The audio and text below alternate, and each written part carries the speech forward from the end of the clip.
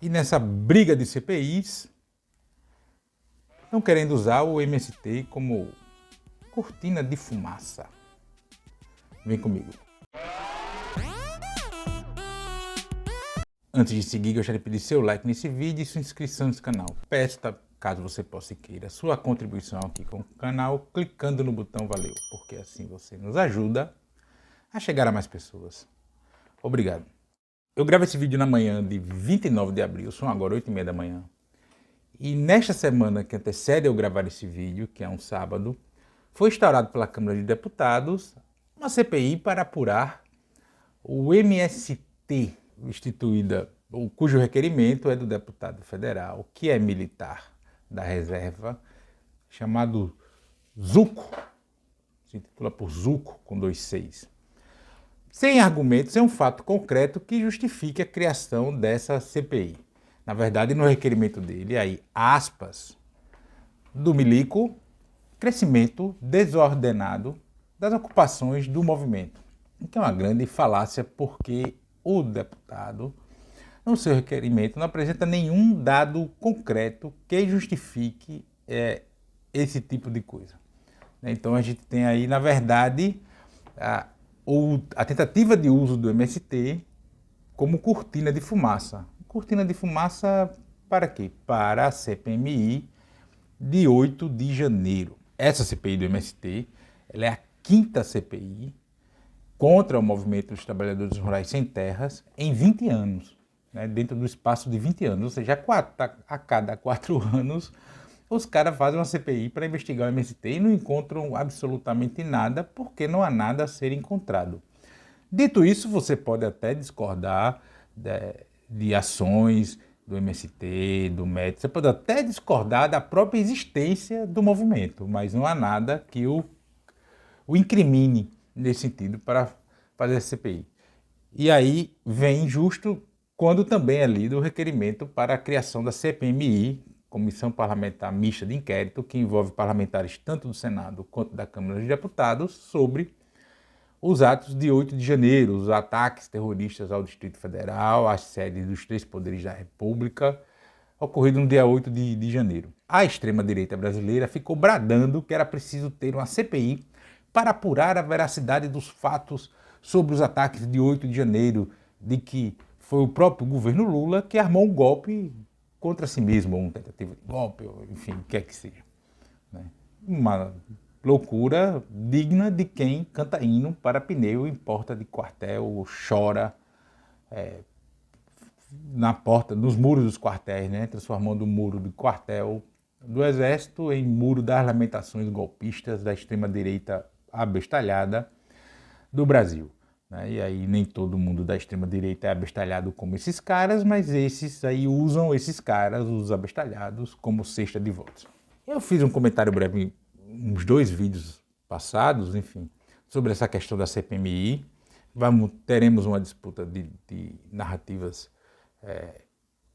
interessante para quem gosta de circo, desinteressante para quem gostaria de ver o Estado brasileiro, o país, as instituições brasileiras, com as divergências dos ocupantes dos seus espaços, mas funcionando tranquilamente. E aí vem a CPI do MST. Por quê? A gente tem, inclusive, parlamentares elites no Congresso Nacional que são investigados em inquéritos dos ataques de 8 de janeiro. É bom a gente sempre lembrar que os ataques de 8 de janeiro têm investigação em curso da Polícia Federal, do Ministério Público Federal, com o Supremo Tribunal Federal. E muitos desses parlamentares são alvos desses inquéritos, dessas investigações.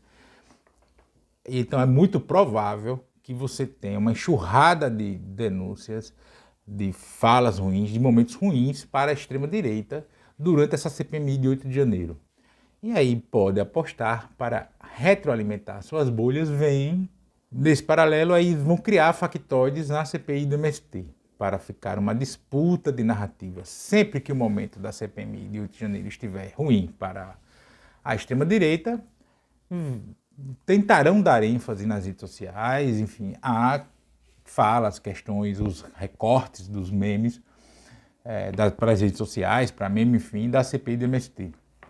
A gente já tem visto como os parlamentares da extrema-direita brasileira têm se portado no Parlamento Nacional, no Parlamento Federal, tanto no Senado quanto na Câmara de Deputados, especialmente quando você tem audiências, enfim, com ministros do governo Lula. Mais notadamente o Flávio Dino, mas recentemente também com o Silvio Almeida. Os bolsonaristas, o que a gente chama de bolsonaristas, bolsonarismo, enfim, extrema-direita brasileira, eles não são maioria no Congresso Nacional, mas eles fazem muito barulho. Na verdade, eles são bem pequenos, né? Pela tanto da zoada que fazem, parece ser maior do que são. Então eles gritam muito porque eles usam esses espaços para fazer recortes para suas redes sociais, para suas correntes de transmissão do WhatsApp, Telegram, etc. E é isso que tem se tornado as discussões no Congresso Nacional, ao ponto, inclusive, de incomodar o presidente da Câmara de Deputados, Arthur Lira, que deve instaurar agora, nos próximos dias, quando eu gravo esse vídeo, o Conselho de Ética da Câmara de Deputados, e que já tem feito falas que não vai permitir esse tipo de postura dentro do parlamento. E o Arthur Lira leu o requerimento da CPI do MST, e aí ele precisa contemplar a sua base eleitoral para a mesa da Câmara dos Deputados, que ele praticamente foi apoiado por todo mundo. Então ele faz esse jogo. Também tem, e aí não é nada muito mais do que só eu também posso perturbar vocês, a questão da ocupação da sede do INCRA aqui em Alagoas, que tem ainda como superintendente o César Lira, que é primo do Arthur Lira, que está no cargo desde o governo Michel Temer, e aí foi ficando, porque foi ficando, né? Ele é primo do Arthur Lira e tal, ele foi ficando lá. Ele apesar de ser conservador e tal, ele é uma figura discreta, ele não reproduz memes de extrema-direita, não faz esse tipo de discurso, nada disso, e foi ficando lá. Arthur Lira não tem interesse no INCRA, né? Politicamente, o INCRA, pelo menos o INCRA de Alagoas, ele é muito difícil para fazer política, para projeções políticas, para questões eleitorais, enfim, ele não tem esse interesse todo, não, ele está mais interessado em outros espaços federais aqui, que quando forem definidos, aí eu faço um vídeo para comentar. Mas sim com a forma só de mostrar também que pode incomodar o MST, enfim, no máximo um revanchismo por ego. O fato concreto ruim da CPI, do ponto de vista da ocupação, da atuação parlamentar, é que vai dividir a base do governo entre espaços diferentes de embate político, né? Seja na CPMI mista a CPI mista do 8 de janeiro, seja na CPI do MST. Então, para mim está muito claro, isso é muito cristalino, que a CPI do MST é apenas para fazer cortina de fumaça. Né? Não há nada que aponte uma necessidade de uma CPI do MST. Né?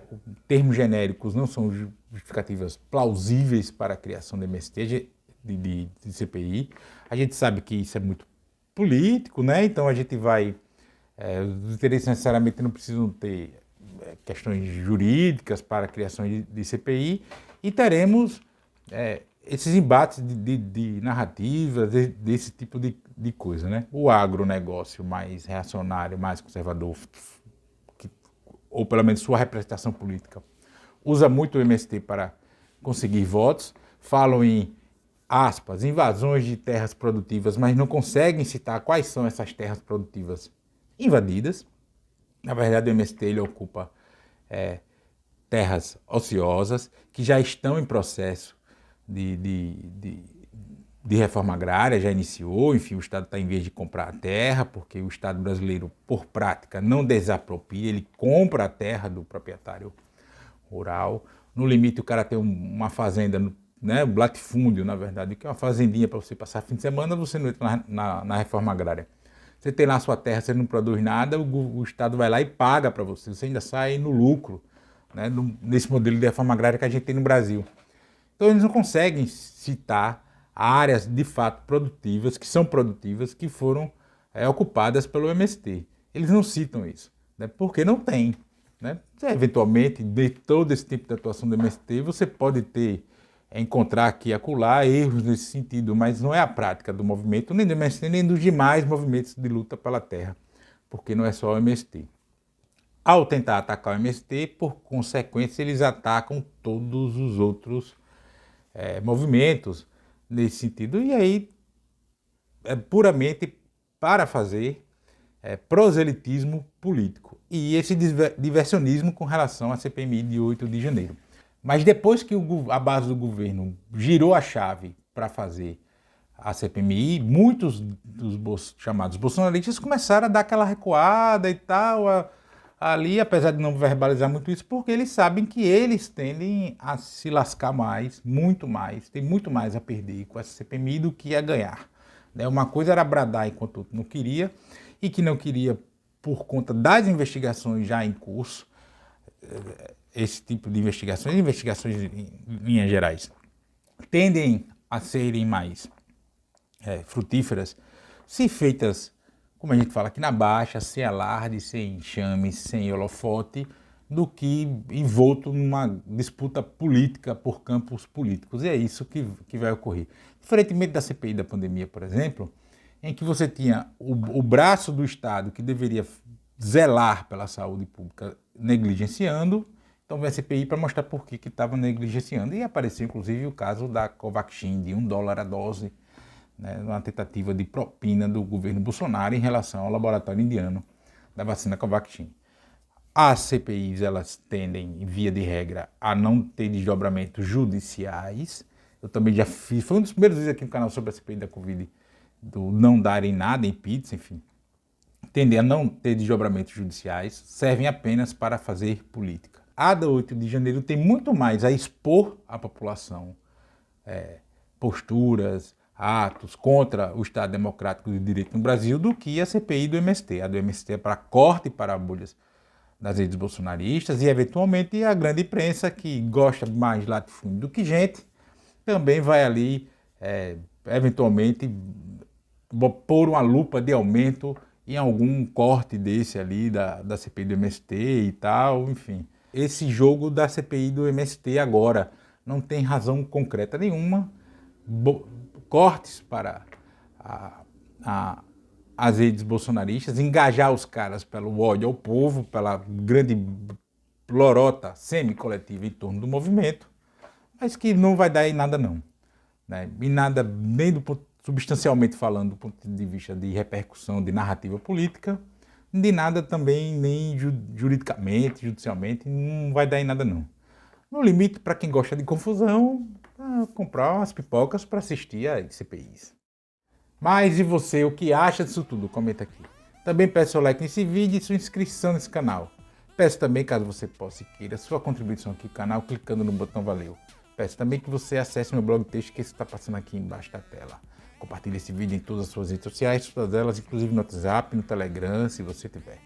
Porque assim você fortalece a luta minha e sua contra o fascismo à brasileira. E nos comentários, sempre lembrando, você pode discordar de tudo que eu acabei de falar.